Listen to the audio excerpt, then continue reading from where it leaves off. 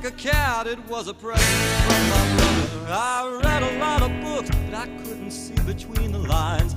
I'll have another Hey, and we're live, just like that. Boom.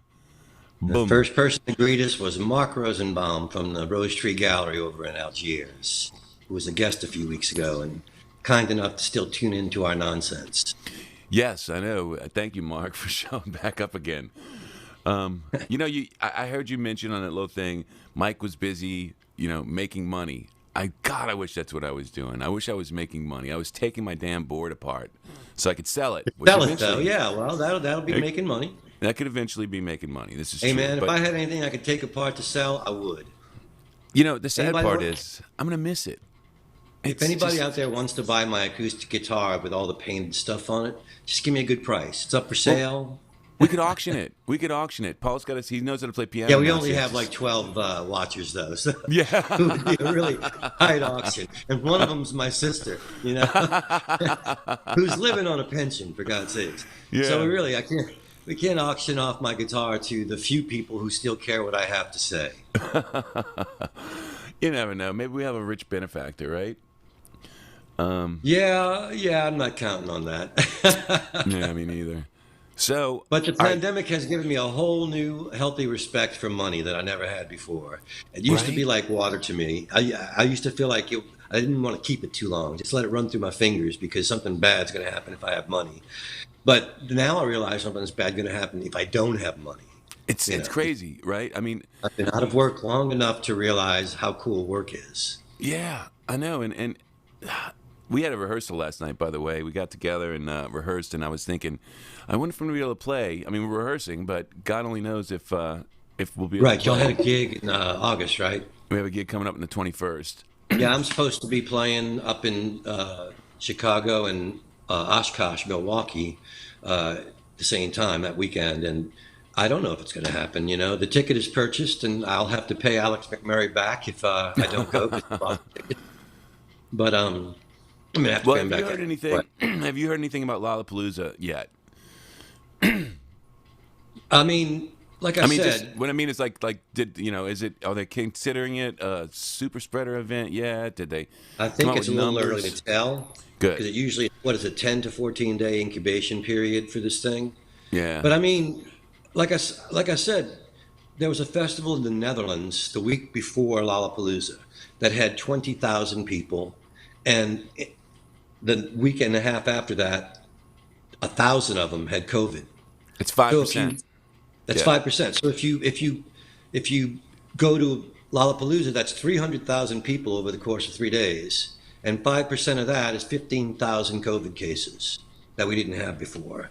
So it's a really confusing time. I know people are desperate for fun. I know musicians are desperate for work. I know everybody's desperate to get back into the flow of life. But as the head of the CDC said yesterday, you might be done with COVID, but COVID isn't done with us.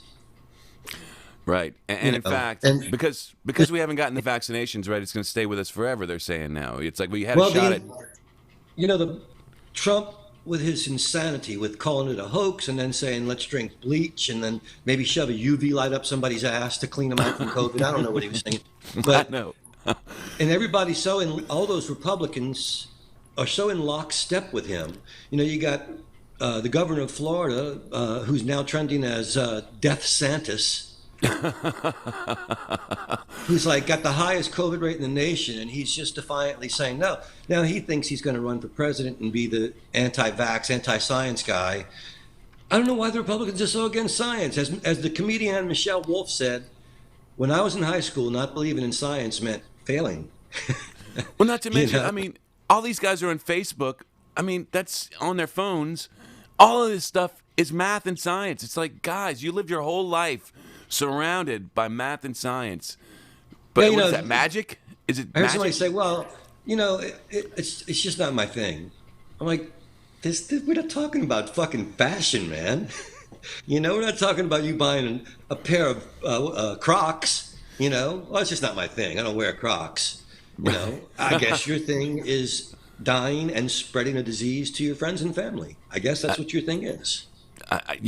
And look, I talked to a buddy of mine yesterday who still hasn't gotten it, And I'm telling him, I'm like, you know, you need to just fucking go get it. Because he works in our business, too. And I said, look, man, I said, think about it this way. They don't care whether you get it or not. You're just a number that says that you haven't had it that's going to slow things down. Do you want to get back to work or not? Right. You know, I mean, he's scared of it. He was like, because he heard his aunt had a crick in her neck or some crazy shit like that. And I'm like, Mike, are you out of your fucking mind? It's a fucking vaccine. I heard. You've never had a vaccine? When somebody says, I heard, that means they got it off, you know, a relative, an aunt, somebody that's not in the medical profession at all. Meanwhile, the people in the medical profession are being driven to the point of suicide because they're working themselves to death trying to save people who are too fucking stupid to try and save themselves. Right. Now, I hate to be that negative about it, but we're a year and a half into this pandemic, and if you're one of those people saying, well, it's just not for me, then you're one of the people spreading death and disease. Right. And that's pretty simple. Right. You know, but the alternate universes of Republican and Democrat that Trump created, we're not. We're just all Americans, and we're supposed to be here to help each other out. But instead, for weeks, I've been trying to think of Beavis and Butthead. The dark-haired character was Butthead, right? Right. Right. So you got that congressman from Florida, Butthead Gates, who got the same hair as Butthead, and he's having sex with teenagers, minors, after giving them ecstasy, and he's still like an authority talking about the COVID virus, and people are listening to him, and I'm like, why aren't the QAnon people storming his office and kicking it down and saying here's a pedophile and shooting his ass? Right. You know, right. Apparently, if you're a Republican, it's okay to be a pedophile. It's okay to grab women by the pussy because you can, as former President Dump said. Right. I don't know, man. It's the double standards are everywhere. It's crazy. I mean, the double standards it's like, come on. And you know, guys. double standards have always existed in this country. Right. In the case of COVID, double standard means death. Right. And right. you know, the death toll keeps climbing, and you have Greg Abbott in Florida, who's truly in a contest with DeSantis in Florida to see who can kill more of their own citizenry. Yeah, you know, they just don't. Let's ban masks. Let's keep on joking about it. And there's a guy in Louisiana trying to do it right now, right? There's a congressman in Louisiana that's trying to make it so that businesses. Oh, that guy Clay. Yeah. Dumb as a bag of hammers, man. You look really at the guy, just. He's had COVID twice. He's had so COVID far twice. Trump's butt that if Trump opened his mouth, you would see him in there like a pair of tonsils. That's how far Trump's butt. Oh my God. Everyone who had the first vaccine against smallpox in 1768 are dead, so draw your own conclusions. He's being a smart ass over here. Huh? Well, you know, who was that? J.C. Locus. Hey, JC, I had the smallpox vaccine, and I'm not dead. I didn't get smallpox. You know why? Because I had the fucking vaccine. Right. Well, all I want to do, I tell you what, I just want to get back to fucking work. I don't care who dies. I really don't. I mean, people could die, Darwin. I don't care. It's Darwin, right? I mean, I could die, whatever. That seems to be the general consensus of opinion. I'm good with all of that. I just want to get back to work. For the love of God, we were getting back. You know, it's just nuts. You really don't? No, it's nuts. It's not. I understand that people are hurting. I'm hurting. Everybody's hurting. Right. But it's better to be financially hurting than dead, as far as I know. Well, I don't know about you. I go to the hospital all the time, so this is what I try to tell people about why they're fucking shutting things down is because I go to the hospital, and this week I just went on Tuesday.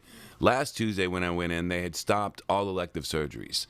Yep. It was like we had to shut that stuff down. All right, so now people who are waiting for, you talk about death panels, right? Remember in the old days, death panel, blah, you know, these people are slowing down the line as it is by not getting vaccinated, and they wind up in the fucking ER. They're trying to save beds for people who have heart attacks and strokes.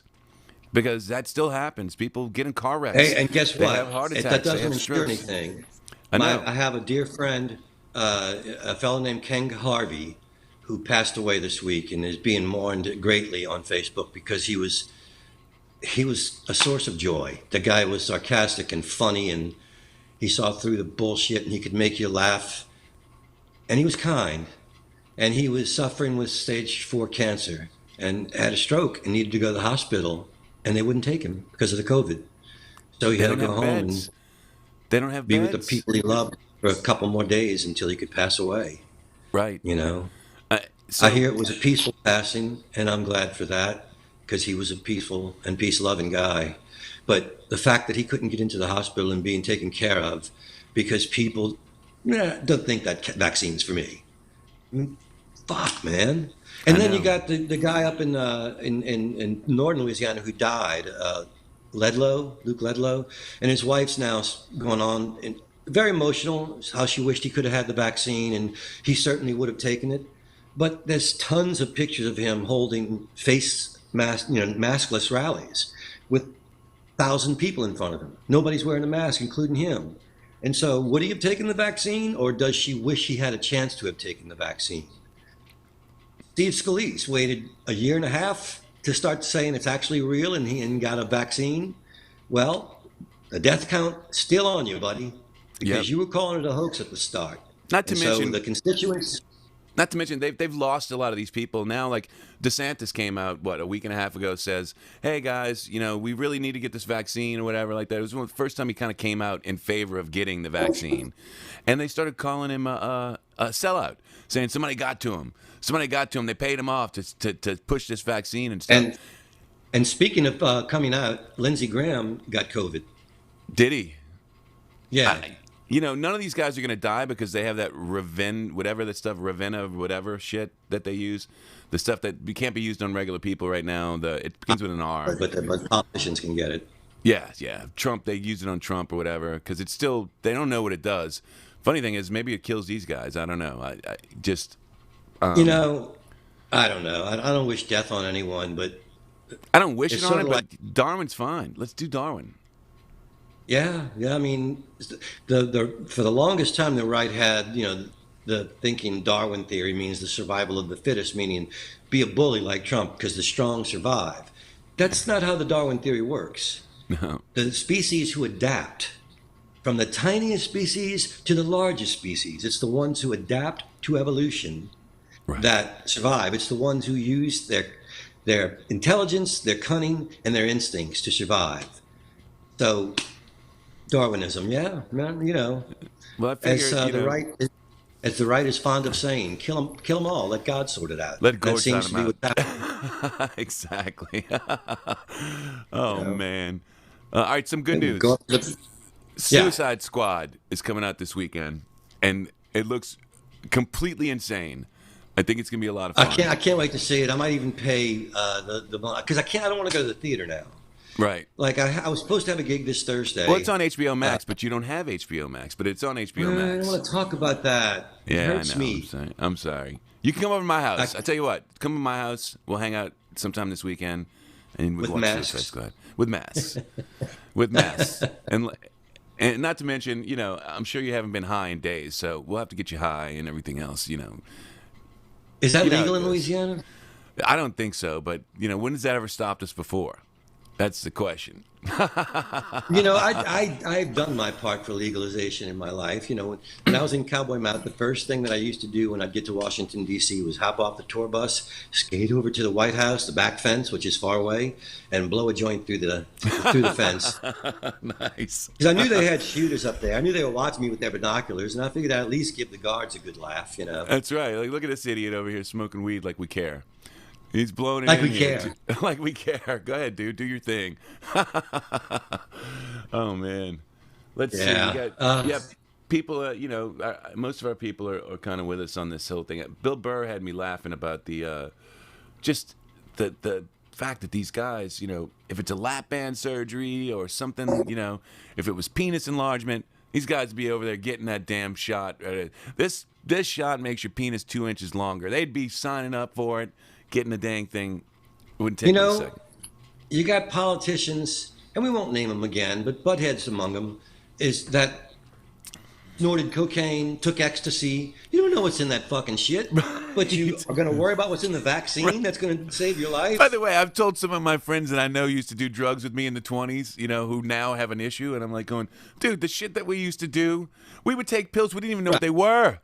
If somebody would hand you some pills, you take it, and what is this? I don't know. Try it. Let's do it. And now we're worried about a We're fucking rock vaccine. band. It's like, Jesus Christ. A couple of my friends, I'm like, you take anything.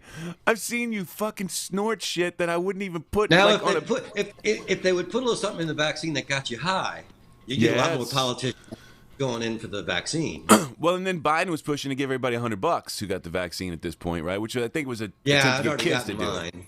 Yeah, me too. I did sign up for the lottery, though, because I feel like having been one of the first people to get a vaccine, or one of the early people, I deserve $1 million. I agree. I think I we're signed going up to for the split it, $1 right? million. One of us gets it. We're going to split it. That's right. Absolutely, Mikey. We're going to be like, you're going to be like, well, they didn't give me a whole million, so here's a couple $1,000. They just kind of. It's like there's this movie back in the 70s with Burt Reynolds called The End, and he finds out that he's terminally ill. No, he's been trying to kill himself. He thinks he's terminally ill, so he's been trying to kill himself, and he gets put in a mental institution. And from being in the mental institution with Dom DeLuise, who keeps trying to kill him, he realizes, I remember that movie. Life's better than he thought it was. But by the end of the movie, he's so despondent that he's escaped the mental institution. He's gone to the ocean, and he's swimming out because he wants to drown. He doesn't want to face it anymore. And then he gets out there, and he has the revelation, I want to live. I want to live, Lord. If you'll just get me back to the beach, I will give you half of everything I make for the rest of my life. And he's getting closer to the beach. And he says, did I say half? 25%, Lord. That's still a pretty good deal. And he swims to the beach and he goes, 10% is really not bad if you think about it, Lord. Right. The renegotiation as you get out. Yeah. I think of, what's the one in Oh Brother, Where Art Thou, right? Where he's like, we heard you, you were crying or whatever like that. When they were getting hung at the end, right? And he's like, oh, yeah, that was just, we didn't really make a deal. It was just, I was, I'm trying to remember the exact wording, but it was the same kind of thing. He's sort of renegotiating. And then he sees the cow on top of the house. And that was the thing that made him go, ooh, maybe I should, all right, back off. Yeah. Cute movie. We've talked about that one before. The movie that you should be getting your residuals for that movie right now. See, that's the thing. Again, because I don't want it getting back to the Coen brothers that I'm sitting here bitching about what they did because I want residuals. I just want the credit. Much like Dustin Hoffman. But the redigials would help right now, admit it. The residuals would help, but I'm not going to hold it against the brother that he got it over on me. A little just thank you, Paul Sanchez, for the inspiration at the end of the movie. Would have been nice. I was the guy during Miller's Crossing who said there should be a Woody Guthrie character in the corner singing with a bebop cap on and the shaved head, and there's George Clooney playing me. Well, I think Inside Llewellyn is probably based off of your ideas too. I mean, they took a couple of movies. They took your idea and turned it into a couple of movies. They took my idea and turned it into a career. Yeah, actually, yeah, I think that's more apt. Yeah, I liked them. I don't wish them any ill. I want the credit. Personally, I want the money, but only because money's awesome. I love money. I would like to send a message out to money that I love you and I hope you come my way. Yes, but in the please come back meantime, home. Please come back home, money. I sent you out on your way. I let you be free, and I'm hoping you make your way back home. We're sorry to be bitching about money today, guys, but it's that time. It's the beginning of the month. All the you know bills what? There's two things that the average Americans can have empathy for right now. I would venture to say most Americans have known someone that had COVID. I would think and so. Most Americans know someone who's in financial dire straits because of the pandemic and the events of the last couple of years. So it's not so much bitching as empathizing. We all want it to go away, but we all have to play as a team. We all have to be America again. It used to be country before party. Now it's insanity before country. It is kind of, the other thing that kind of bothers me is just, most of these people, if you stay away from politics, they're everybody's pretty friendly people. These people can be very friendly. It's if you stay away from those subjects, and so it's disheartening to go, hey man, I know you're a good person, and I know we get along. Do you really think that I'm a blood-sucking, pervert who just wants to, drink the blood of little kids. Do you really think that? I mean, we're sitting here talking. I don't think that you're the maniac that you're made out to be. So, I don't know. No, I don't know. The QAnon thing is so freaking weird to me. It's been proven wrong so many times, and yet people keep on tuning into whoever that fella is. He's doing a great job of spreading disinformation and boogeyman theories about American life. I don't get it. I don't like I've joked before. Once JFK Jr. didn't return from the dead to accept the vice presidential nomination at the Republican convention from Trump, that would have been a real giveaway for me. Well, yeah, even if I'd have bought into the pedophilia at the pizza place and all the crazy theories they've come up with, that was a big one. Like QAnon really went on a limb there, saying that he's going to turn out not to be dead after 20 years and be a Republican. It was a pretty big leap of faith there. They all went with him, man. They're like, JFK Jr. going to be there, yeah. No, why? Because he's dead. He's dead. A buddy of mine told me. I asked him I wish if he got the wasn't. vaccine. I wish he was president. I know. You know right? what I mean? I could have been. I wish fine he with hadn't that. died. Me too. I'd have been I'm great down. with that. I would have voted for him. He could have just taken But over. if he shows up, I'm thinking vampire or zombie apocalypse. Because once again, he's dead. He's dead. Right. So at that point, you might have to fear him a little I bit. don't know that I would vote for him this time around. You know what I'm saying? Like if he shows up again, I'm gonna be like, ooh, that motherfucker came back from the dead. Yeah. I don't think he's got my vote. It's a little scary. He's either Christ or he's a vampire, and that's when you think about it. And now that just came out of my mouth. I never thought about it before. But there's two people that come back from the dead: Christ and a vampire. Right, and a vampire. And Lazarus. Lazarus, did he actually come back? Yeah. I thought the point. I Was think he just brought him back from the dead, didn't he? He was dead. Yeah, because I know that they used that expression for my foot when it died. It's like some sort of, I don't know, Lazarus something or whatever, and they're like, yeah, it's not coming back, it's dead. So apparently, I never read the story of Lazarus, but I must have taken the wrong meaning based off what they were saying about my foot. Yeah, I went to Catholic school in the '60s, so I knew the story of Lazarus, or I got hit in the back of the head with a ruler. Gotcha. Yeah. It wasn't that tough when I was around. Oh yeah, they were still beating the crap out of us when I was a kid. In the early '60s, your parents were beating the shit out of you at home, and then you go to school. The teachers are whacking you with rulers. One teacher had a plastic baseball bat she used to patrol the lunch line with, and if you got slightly out of line, she'd smack you in the ass with the bat. And I didn't like it. Although I have to say now, when it's the running of the bulls, and the roller girl is chasing me down the street and smacks me with the plastic bat on the butt, that I don't mind so much. I honestly think that we need to beat kids more. Honestly, I think a lot of these kids do need a little bit more spankings, smacking across the head. I didn't think there was anything wrong with that. Taught kids to keep in line. I'm just saying, this whole idea, I think we're pussyfooting around with these kids. So, and that's why we have, the Matt Gaetzes of the world. Yeah. Like certainly he could use a good spanking and he needed a spanking. He was a bully. You could tell just by the way the guy is. He was a bully. Yeah. He was and with must be a tiny penis. Because if you need ecstasy in teenagers in order to satisfy your sexual needs, then something's lacking somewhere, and maybe it's inches.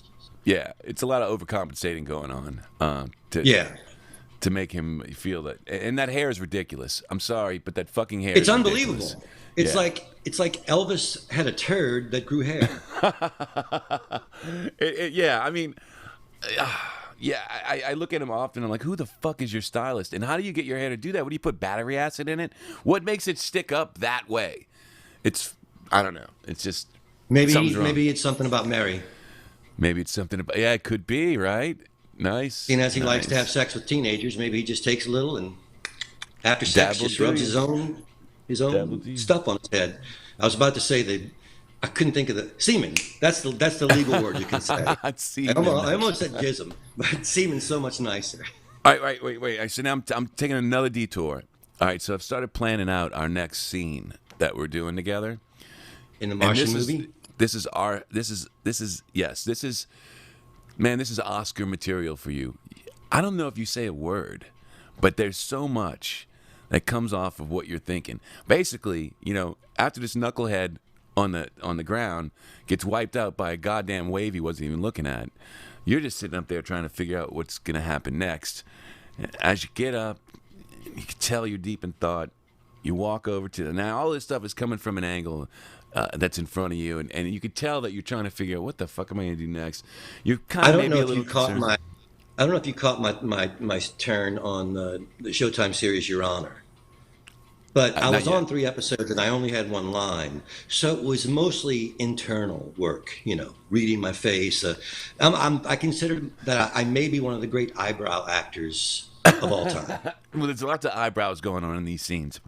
So I'm ready for this scene. I was born for this scene, Mike. I think so. And then the camera's going to... And I have to say, there were probably literally hundreds, if not thousands of people that would love to see me shut the fuck up.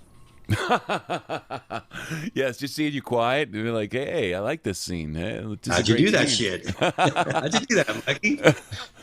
As the camera swings around, we're going to notice, and it comes behind you, that you're standing on this wonderful bridge with these giant windows, and you're standing right in front of it, and right below you is Mars. And you're just kind of looking down at it, trying to figure out what is the next step, wondering if this idiot is going to be okay.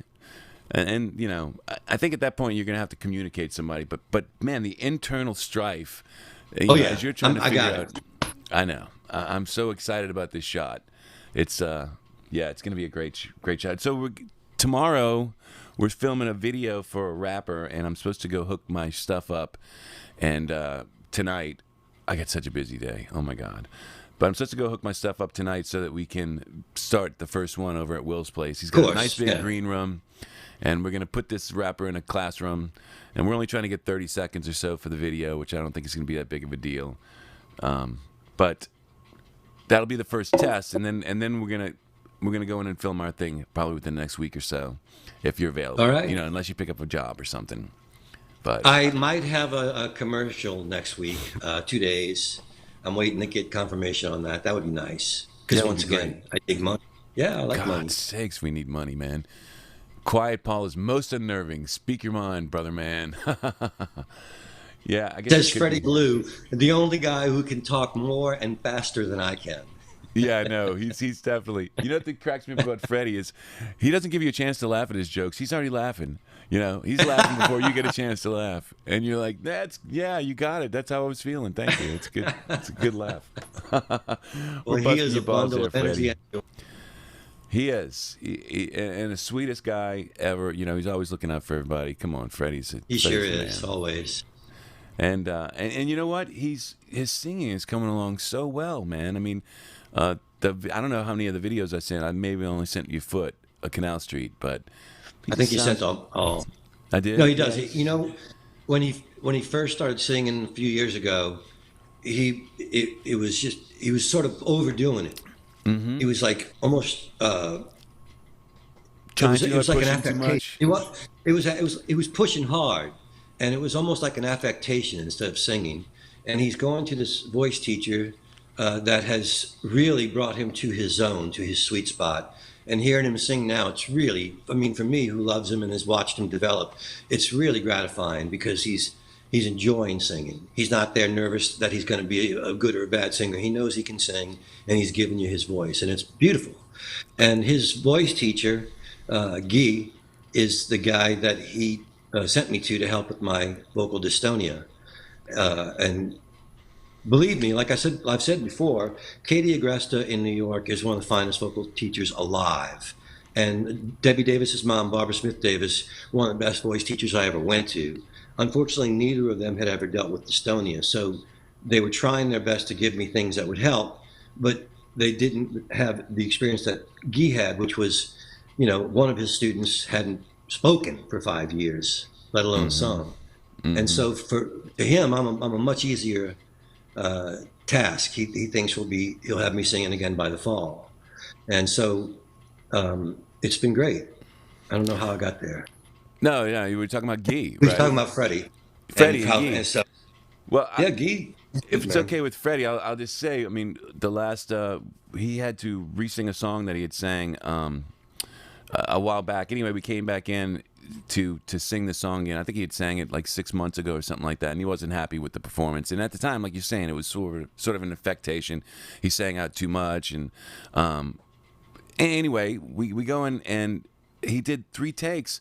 Like on the first take, I said, "Man, Freddie, you're in the zone already." The second take was the take we kept, and then I think we grabbed one line off of either the first or third, just the very last line of the song. But the second take, it was just he just blew it, nailed it. It's like a Susan Cowsill type thing. It really was. You know, we just go and we do it 3 times and we got it. You know. Susan Cowsill is one of the best singers I ever heard or worked with. She's so present when she sings. And I asked her once, what advice do you have about singing? And she said, Paul, singing is 90% confidence. Mm-hmm. And that's one of the things that Guy keeps telling me. He goes, you're just going to have to make the leap of faith and trust that it's there. Right. Right. When we were at rehearsal last night, I noticed that about my, I haven't actually sang or played guitar in a year. Like, just haven't done it. I've been busy doing other Same things. here. So, and I didn't really pick it up to go to rehearsal. I was like, I knew I had a rehearsal, but I'm like, I better know these songs. They're my songs. So, I brought my lyric sheets, so at least I could get through the damn songs. But, just went and did it, and it was fine. I had a better time than I did the last time we were doing stuff live, because I don't know, it was just weird. I mean, you get older, and I mean, I've done 3 shows, and I've done 3 shows in the last 3 years. More because of my dystonia than the pandemic. But as I was getting ready to perform again, the pandemic is rearing its head again. So I have stuff in August.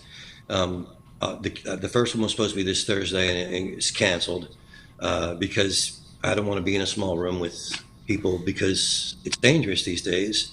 In fact, anyway, and so look, it's not even about you getting it at this point, because you actually, apparently, we have a viral load. People are vaccinated, have an extremely high viral load because it can't.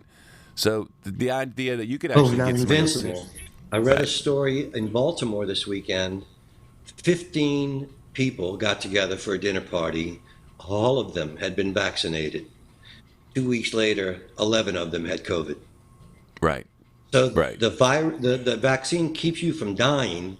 It doesn't keep you from getting or spreading the disease. Right. And apparently, like I was saying, because it has a trouble hooking up to us, like the other people, we're supposed to have a worse viral load. So, like, if unvaccinated people hang out with vaccinated people, their chances of getting it are probably even higher than hanging out with other unvaccinated people. Yeah. That's. It's And apparently, look, pregnant women can take it now. They're finding that, inside the umbilical cord and stuff like that, they're finding the vaccine so they're actually starting to push pregnant women now to try to get it so that their kids can show up vaccinated. And live, which is nice, if the kids can live. Nice. Chris Finney had a baby, Truman Elliott Finney. Yeah, I knew that when we had the last show.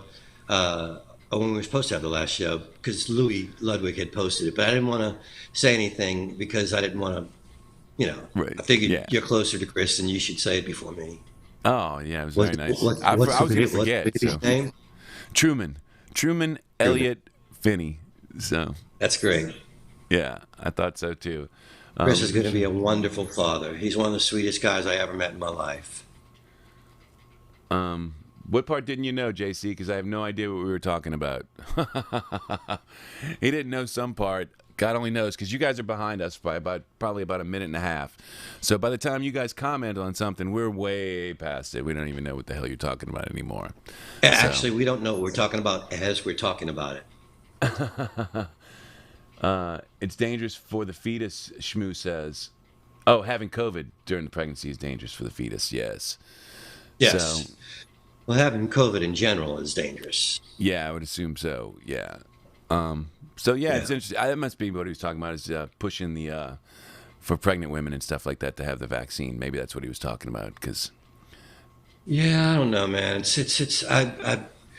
There's a meme going around that said meme. Yeah. 2 factors that will keep COVID spreading. the denseness of the population and the denseness of the population. Yes. Oh, the viral count. Yeah, isn't that crazy, JC? I mean, it's like apparently it has something to do with the virus can't really take hold in people who've had the vaccine in the same amounts, so it's jumping. It's looking for some place to go. Where can I go? Where can I go? And so it's just trying to survive, just like us. The virus just wants Somebody to survive. said, when they first made seatbelts law, and it still is, click it or ticket.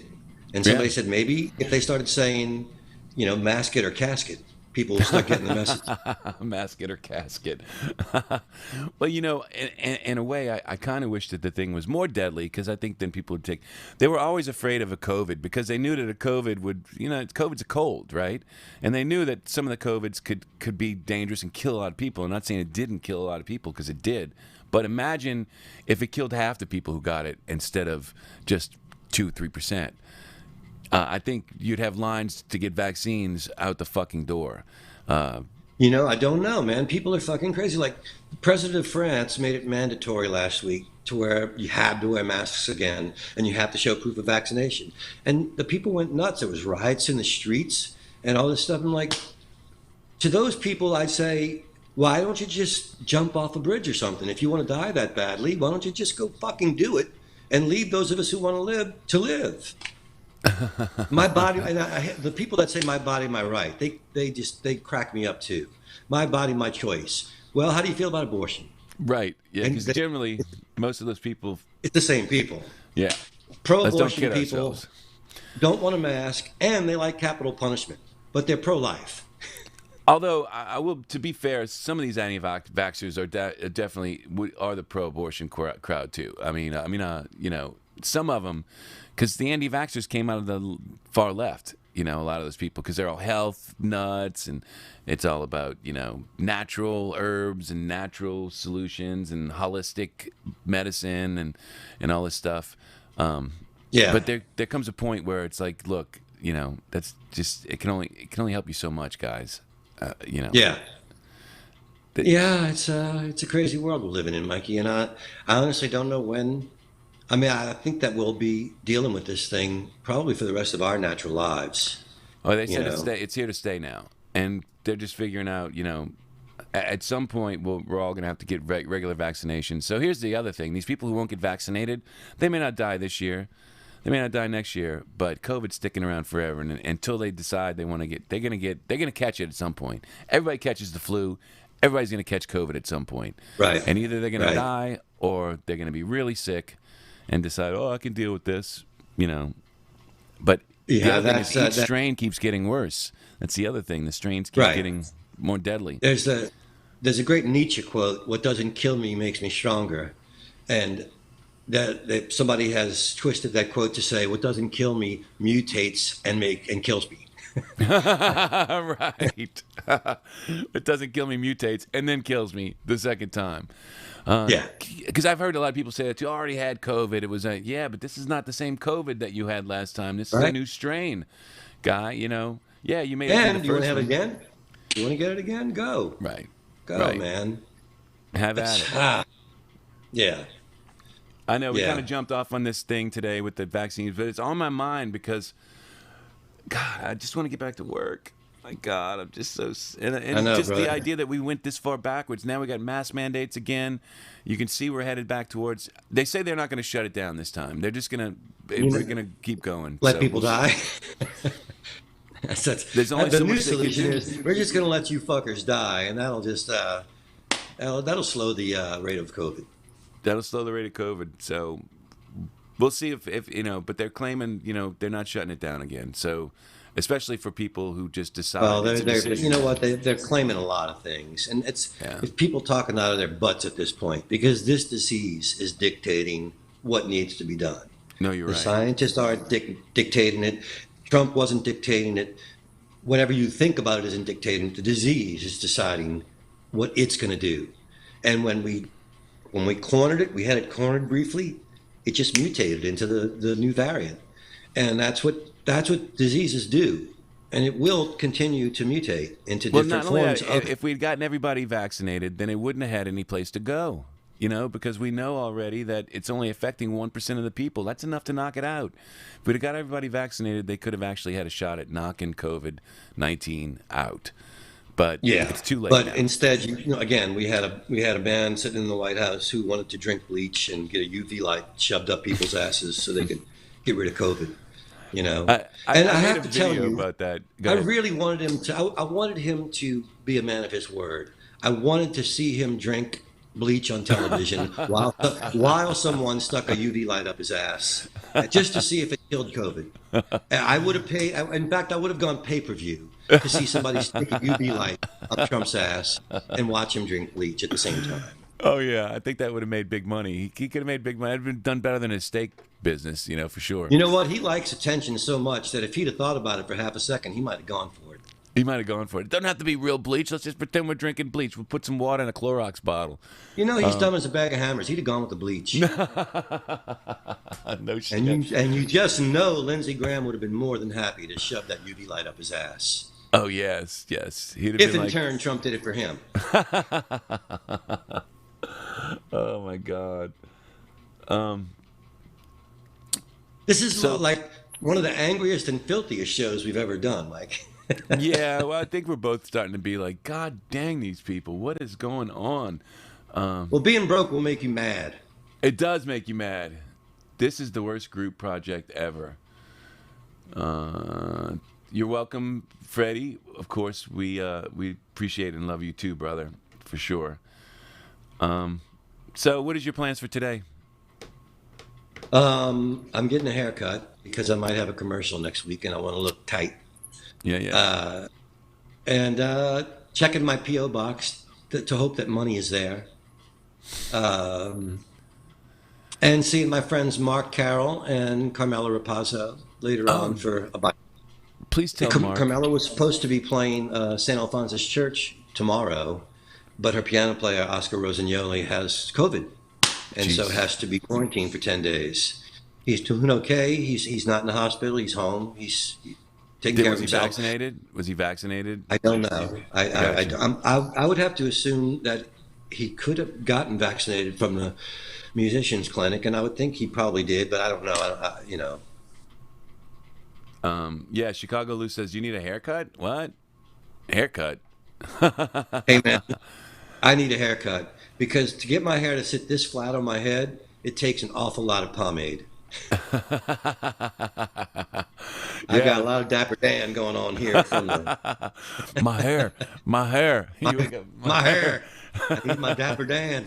I'm a Dapper Dan man. It's like the pomade that I buy from my stylist, Jay Holtman, looks just like the Dapper Dan can. It's got a red top and everything. Nice. So I think, again, of Brother Where Art Thou every time I'm putting it in my hair. And it works. I mean, like I could go and do the commercial like this if it was indoors. Right. You dig? Right. But if some humidity gets up in with that pomade, it could get ugly. It could get ugly quick, right? Then they're like, oh, yeah, because...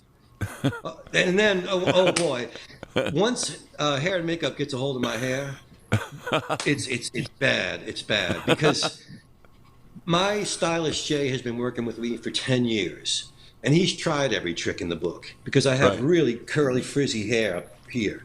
And he's one time he gave me a keratin treatment, which people use to straighten their hair, and halfway through it, he just started chuckling. He goes, "Your hair is laughing at a keratin treatment. It is refusing to straighten." That is funny. That's funny. It's like your hair's not having any of it, dude. It's just like no, not having any of it. The sides will go back. This part here, it's just a mass of curls that just go in every direction. And so when it's wet, I put it in a place that I want it to be, and I put some pomade on that sucker to try and keep it there, and it works for about half a day. Half a day, yeah. And then the humidity comes, and forget it. We're all done. Oh, forget it. Then it's just a little curly Q. In fact, it's greasy curly Qs. It's not attractive. By the way, not that I'm saying I am attractive. You know, at 60, at 61 doesn't really refer to oneself as attractive anymore. Not anymore. Not unless you're Sean Connery, right? And then you can be attractive. Yeah. I could. Well, George Clooney. George Clooney. You know, this is true. He's a good-looking man. Older. Cary Grant stayed good-looking until his 80s, man. Of course, Cary Grant took a lot of acid when he was young. So that might have helped. that might have helped. It's all the weed you smoke. That's what helps.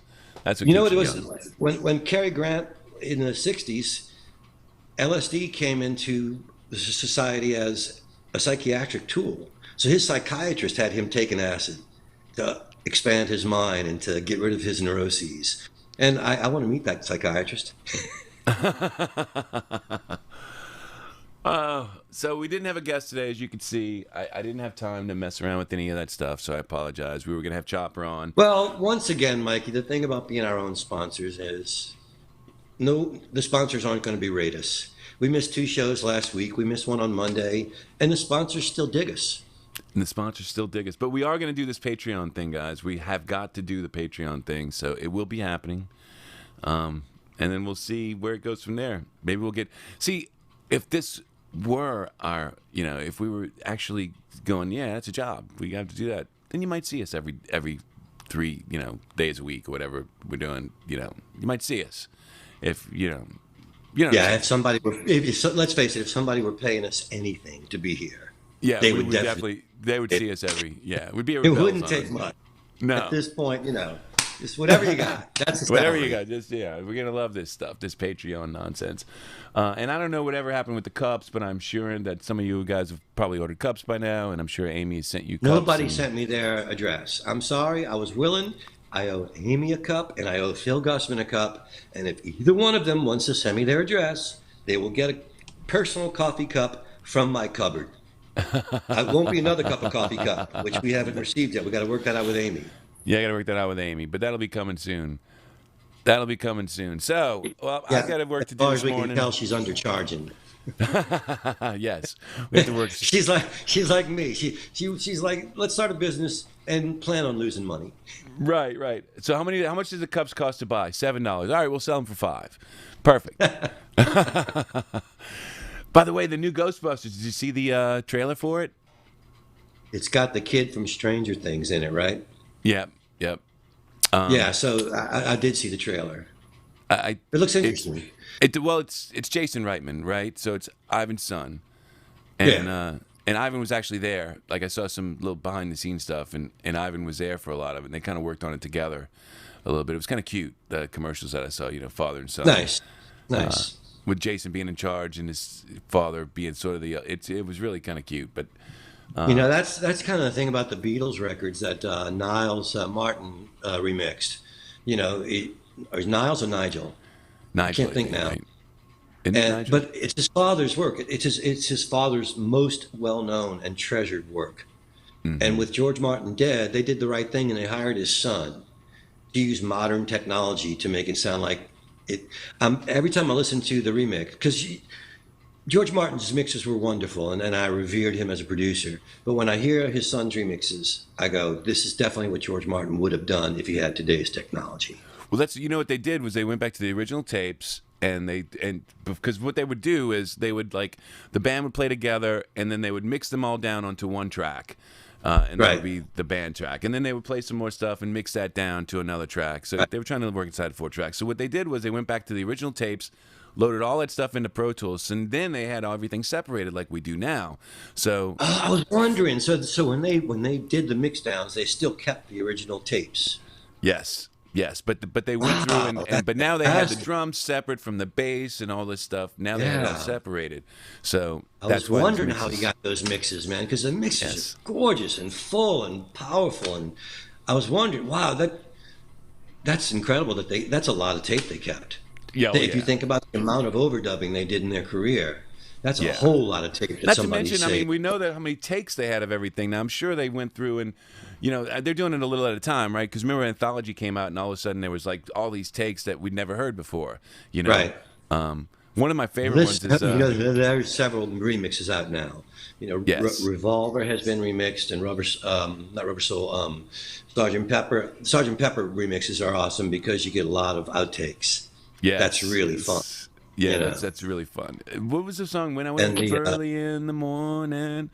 What is that song called again? I'm Only Sleeping. That's from Revolver. I'm Only Sleeping. So I heard some of the early takes of that, and the song was so different at first until they finally came back around to that version, which I love that version of the tune, but it was just funny how many iterations the song went through. Lennon sort of wrote songs almost like a folky, and then they turned them into rock songs. Like if you ever hear the solo version of him doing "Watching the Wheels," you can find it on you can find it on YouTube. But it's just him with an acoustic guitar, and it's so beautiful. He's just going.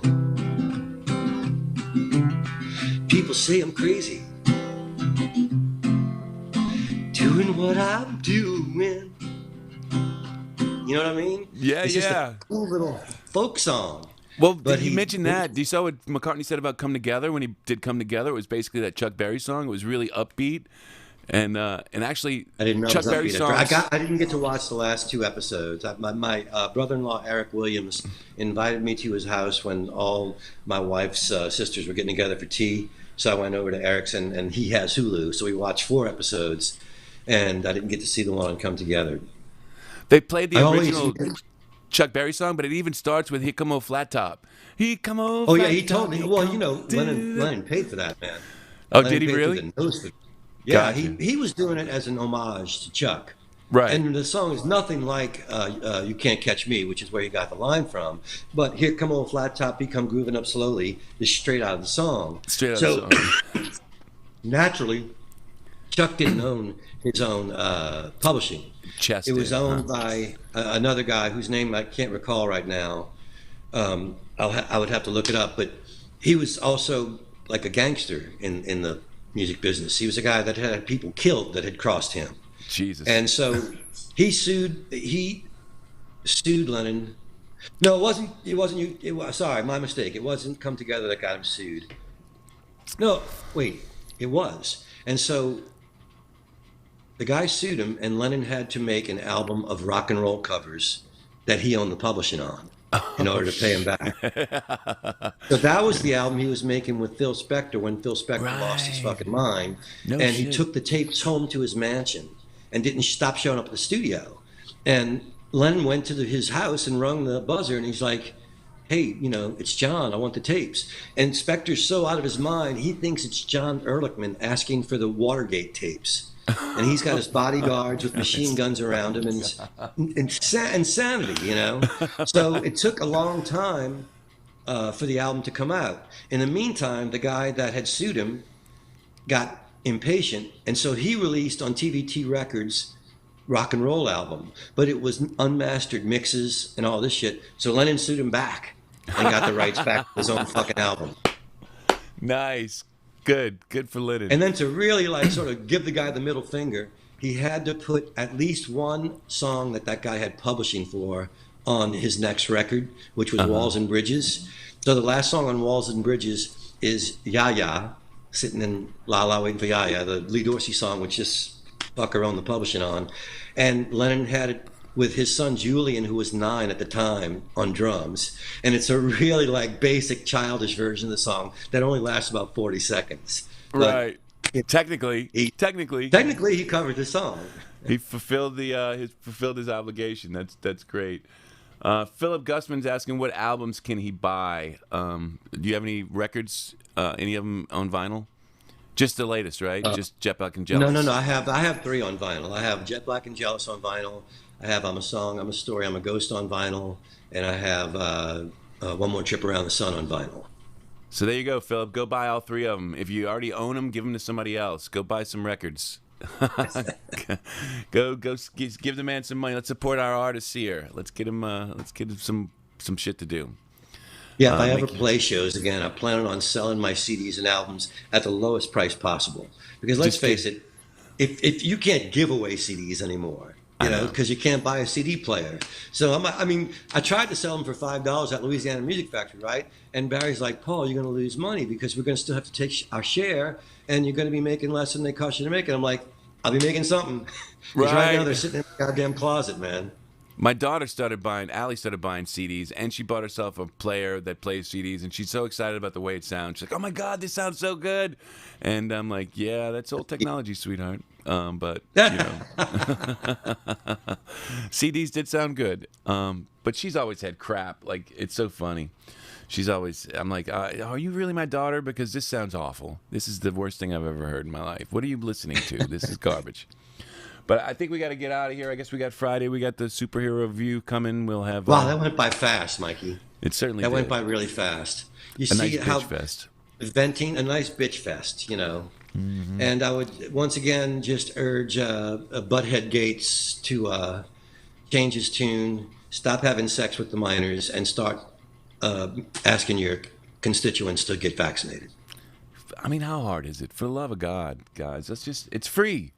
Just make an appointment. It's not even hard to get in now. From what I understand, there's no lines. No, because nobody's going. You can just go right in and get that Sneak fucker right stuck. in. I had to wait in a goddamn line for an hour when I got mine. Now you can just walk right in. So go get the damn shots, people. Come on. I actually didn't have to wait because Ochsner had all these vaccines when it first came out, and they had a clinic in Laplace, and they called and said, "Look, we can't get the people in Laplace to take a vaccination, and the stuff's going to go bad. Do you want one?" I'm like, "Hell yeah!" Right, that's right. You told me about that. I tried to reach out to them. But, you know, it's funny because even with those rules, they wouldn't let people under 55 take them at first. It was the craziest thing. Oh, well, But- that's one of the many good things about being old. Yeah. Being old, not only do you get into the movie theater, but, you get all these wonderful, movie theater things. You get to eat cheaper, Yeah, It's all good I stuff. don't mind. It's all good stuff. All good stuff. So, all right, we'll see everybody on Friday with the superhero review. We'll get to have our boy back, and we will have guests again next week. I guarantee it, kinda. Luis was at a Renaissance festival this past weekend, and he had some awesome pictures on Facebook. He's dressed as a king. He has this big, giant steel knight-looking crown on his head. He's got a suit of armor on. He's got damsels on each nice. side. All It's right, awesome. I Luis, hope send me the pictures. Maybe we could show some of them on the show Friday. Send me some of your stuff, if you don't mind, if you have some. I know they can go look on your Facebook page, but, we can't get these people, to go look in other places. Come on. We can barely get people to tune into our show, Mikey. That's right. Let's just be Let's not honest. ask anything more of our audience. Yes. They're here, and that's about as much as we can expect of them. That's right. And they show up. Thank you guys for showing up. You showed up again today for us, even though we left you hanging on Monday. So, yes, we will see you guys on Friday. I hope you have a wonderful rest of your day, Mr. Sanchez. And You too, Mr. Mikey. And maybe you'll get a commercial. That's what I'm looking for. Everybody, whatever you do, you pray, you wish to the universe, you just put out good thoughts, whatever you do. Paul's getting this commercial. Let's just put it out in the atmosphere. Thank you, buddy. You're welcome, man. And I guess we'll see you on Friday. Indeed. Take care, buddy.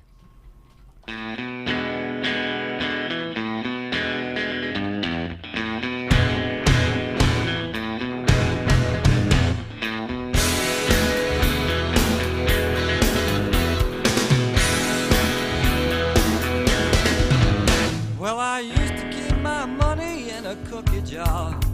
It was shaped like a cat, it was a present from my brother. I read a lot of books, but I couldn't see between the lines.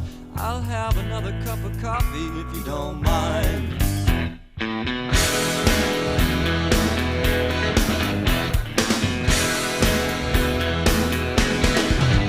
Well, her hair is as black as an alleyway, and it used to be red, and it used to be blonde. Truth is, her hair changes color all the time. I'll have another cup of coffee if you don't mind. I'll have another cup of coffee if you don't mind.